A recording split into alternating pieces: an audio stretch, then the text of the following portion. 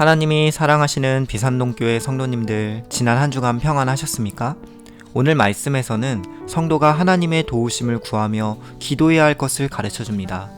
신앙인들에게는 여러 공격과 어려움이 찾아올 수 있지만 오늘 말씀을 통해 우리는 기도함을 통해 승리할 수 있다는 사실을 깨닫습니다. 오늘 말씀을 통해서 깊이 기도하며 믿음으로 승리하시는 모든 성도님들이 되시길 축복합니다. 기도하겠습니다.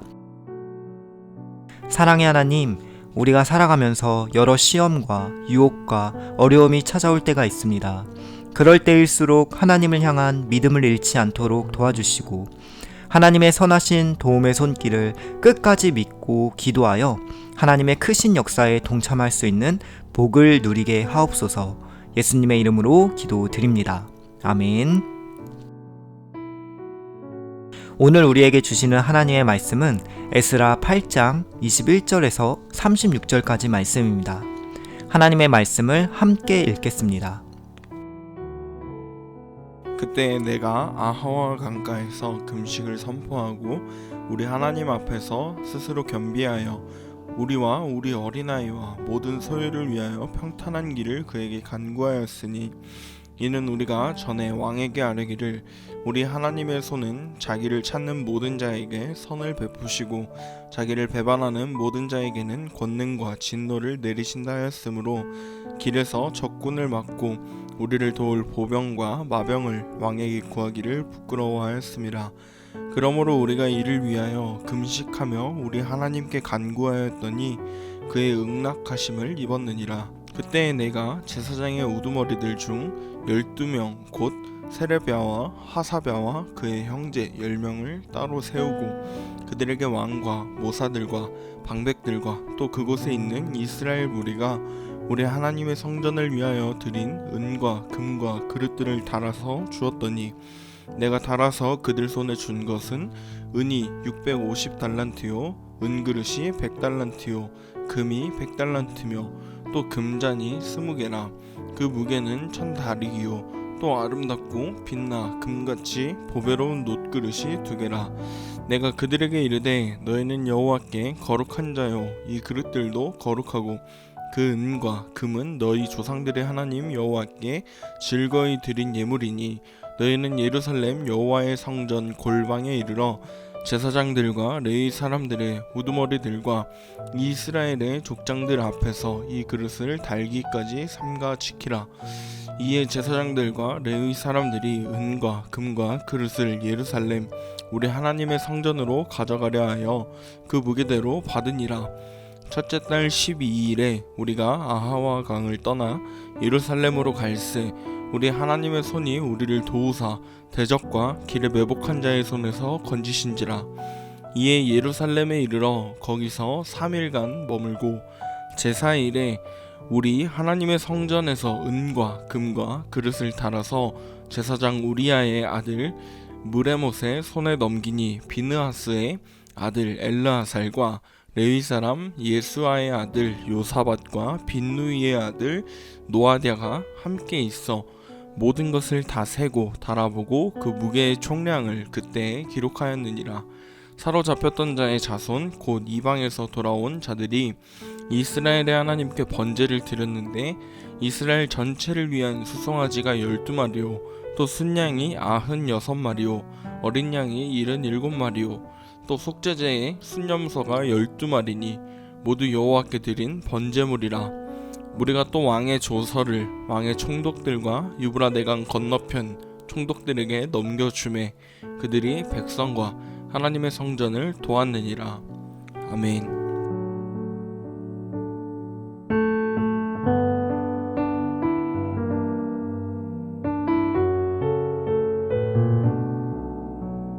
오늘 에스라와 이스라엘 백성들은 아하와 강가에 모입니다.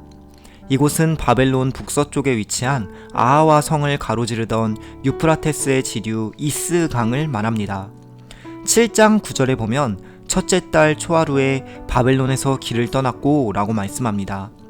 에스라를 중심으로 2차 포로 귀환 자들이 바벨론을 떠나기 위해 이동하여 아하와 강가로 집결한 날이 첫째 달 초하루였습니다.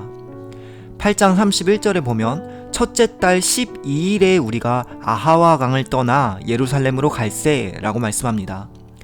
그러므로 1월 1일에 아하와 강에 집결했다가 1월 12일에 예루살렘으로, 즉 아하와 강에 집결한 지 11일 만에 비로소 고국으로 이동한 것을 알 수 있습니다. 이스라엘 백성은 이 아하와 강을 건너야만 비로소 귀환의 역사가 시작되는 것입니다. 그런데 우리가 위험을 무릅쓰고 귀환할 것인가, 아니면 지금과 같이 바벨론에 정착해 있을 것인가? 이들에게 아하와 강가는 이러한 갈등이 끊임없이 지속된 곳이었습니다. 8장에서는 아하와 강이라는 지명이 총 3번이 나오고 있습니다.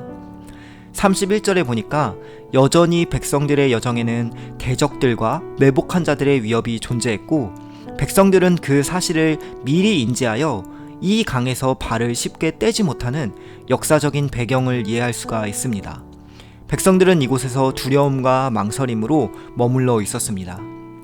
그런데 우리가 앞서 보았던 에스라서의 중요한 주제가 있습니다. 하나님의 손이라는 주제입니다. 강이라는 지명에 이어 하나님의 손이라는 표현이 8장에서만 총 3번 반복되어 나옵니다. 에스라에게는 분명한 믿음이 있었습니다. 두렵지만 하나님의 선한 손이 도와주시면 가능하다. 에스라는 이미 이전부터 다른 사람들에게 이 믿음의 고백을 공개적으로 선포해 왔습니다. 22절을 보니까 심지어 아닥사스다 왕에게까지 이러한 믿음을 선포했었음을 알 수 있습니다. 그러므로 에스라는 험난한 여정에서 왕의 보병과 마병을 의지하는 일은 부끄러운 일이 된다는 것을 22절에서 고백합니다. 에스라는 오직 하나님의 손을 의지하는 믿음으로 이 모든 어려움을 헤쳐나가기로 결단합니다. 21절에서 에스라는 하나님의 선한 손을 구하기 위한 금식을 선포합니다. 여기서 선포한다는 것은 공식적으로 함께하자고 요청하는 것입니다. 공동체에게 우리가 합심하여 함께 기도해야 한다고 선언하는 것입니다. 21절에서 23절에 나타나는 기도의 특징은 공동체의 기도입니다. 하나됨의 기도입니다. 21절부터 반복되는 말은 우리라는 표현입니다. 우리 하나님 앞에서, 우리 어린아이야. 22절 우리가 전에, 우리 하나님은. 23절 우리가 이를 위하여, 우리가 하나님께 간구하였더니. 23절에 어떻게 되었다고 말씀합니까? 응답하심을 입었다. 이들의 합심 기도가 응답이 된 것입니다. 여러분 주변에 기도의 친구가 있으십니까? 내가 세상 친구는 많은데 정작 기도의 친구, 기친이 얼마나 있으십니까? 기침이 아니라 기친입니다. 세상에 나를 도와줄 것만 같은 무수히 많은 사람들이 있더라도 기도의 친구, 기친한 사람이 그들보다 더 능력이 많다는 사실을 우리는 오늘 본문을 통해 깨닫습니다. 하나님은 손잡고 합심하여 기도하는 이 기도 공동체에게 역사해 주셨습니다. 또한 이들의 기도의 두 번째 특징은 겸손의 기도였습니다. 21절은 스스로 겸비하여 기도했다고 말씀합니다. 겸비한다는 것은 간절하고 상한 심령으로 기도한다는 의미입니다. 그러기에 금식도 하는 것입니다. 금식이 무엇입니까? 음식을 멀리하고 스스로 자신을 죽음의 극단에 몰아넣으면서 오직 하나님의 손만을 의지하겠다는 간절하고 가난한 심령으로 믿음의 표현을 하는 행동이 금식입니다. 우리가 어려움과 고통 가운데 있을 때 이처럼 겸비하고 상한 심령으로 주님께 나아간다면 우리 하나님께서는 그 기도를 들으시고 능력의 손으로 응답해 주십니다.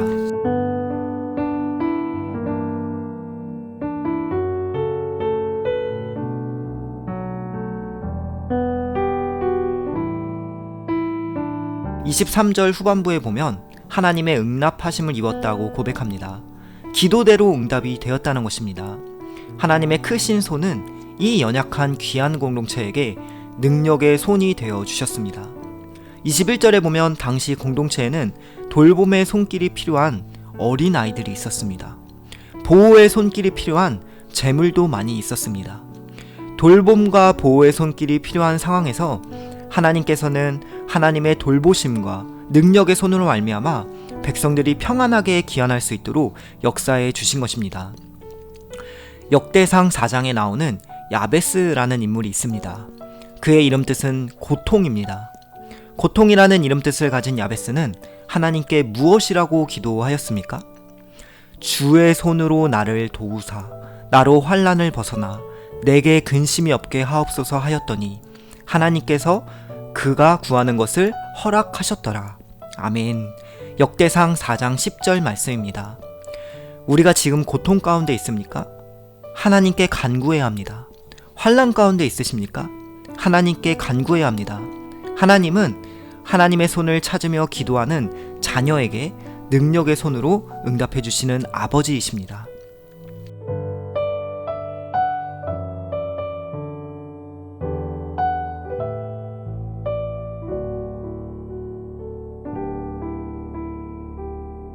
에스라는 왜 금식하며 기도로 준비합니까?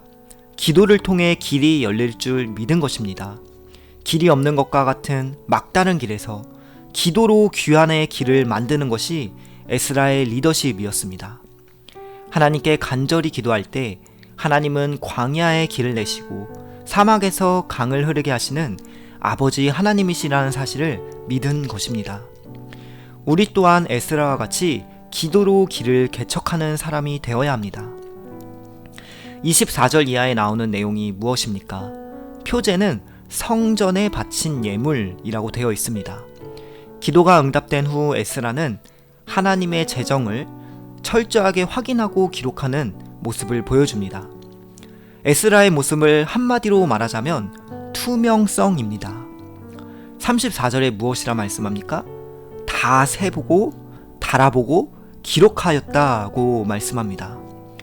감시자가 없다고 대충 속여서 재정을 관리하는 것이 아니라 성전에 바친 예물을 다 세어보고 다 달아보고 다 맞춰보면서 자세하고 투명하게 기록한 모습입니다. 이러한 에스라의 모습을 통해 우리의 기도는 투명한 삶으로, 즉 거룩하고 순결한 삶으로 이어져야 한다는 교훈을 깨닫습니다. 오늘 말씀 정리하겠습니다. 우리에게 고난의 때가 있습니다. 망설여지는 때가 있습니다. 그러나 모든 것을 합력하여 선으로 바꾸어 주시는 하나님의 능력의 손도 있습니다. 그러므로 우리는 기도함으로써 하나님의 그 손을 붙잡아야 합니다. 그러기 위해서는 우리도 손을 서로 잡을 수 있어야 합니다.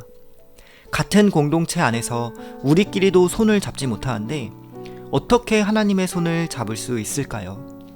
우리가 하나님을 온전히 사랑하기 위해서는 내가 너희를 사랑한 것 같이 너희도 서로 사랑하라 말씀하신 하나님의 명령대로 우리가 하나가 되어야 할 줄로 믿습니다. 다음으로 에스라는 기도 후에 어떠한 모습을 보여주었습니까?